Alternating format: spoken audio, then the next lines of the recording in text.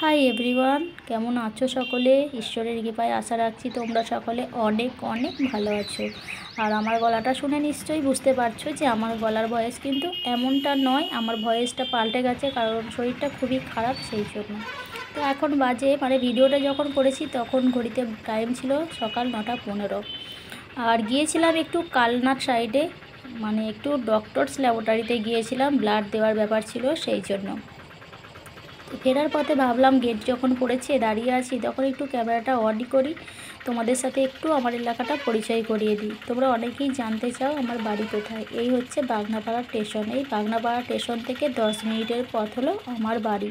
তোমরা তো অনেকেই চেনো আমাকে বা জানো, যারা জানো না, যারা নতুন বন্ধু তাদের জন্য একটু বলে দেওয়ার জন্য ভিডিওটা অন করেছি।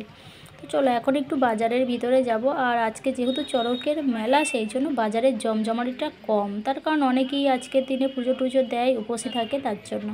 আর সবজিগুলো দেখে সত্যি কথা বলতে আমার খুব মন ভরে যাচ্ছে।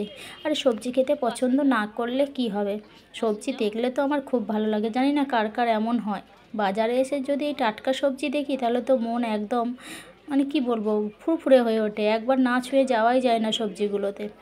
যদিও আজকে বেশি সবজি লাগবে না, বাড়িতে মোটামুটি পটল, ডাঁটা, উচ্ছে এগুলো সবই আছে। শুধু আজকে এসেছি একটু পেঁপে নেওয়ার জন্য, তার কারণ সব কিছুই খাওয়া দাওয়া প্রায় বন্ধ হয়ে গেল, এবার থেকে ঝোল ভাতই খেতে হবে, ডাক্তারবাবু বলে দিয়েছেন।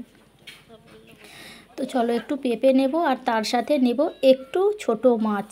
তো দেখা যাক মাছ পাওয়া যায় কি না।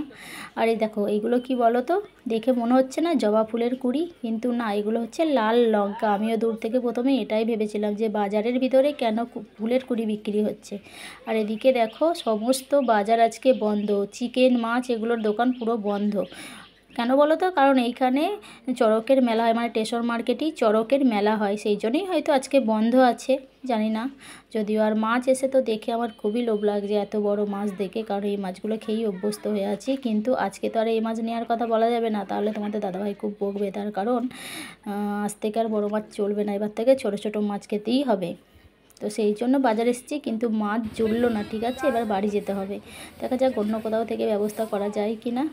তো চলো, আর এই যে দেখো এই রাস্তাটা দিয়েই যাব বাড়ি, ওই যে টোটোটা যাচ্ছে ওই রাস্তাটা ধরেই আমি বাড়ি যাব। তো আমার এই ছোট্ট ব্লগটা তোমাদের কেমন লাগলো অবশ্যই জানি।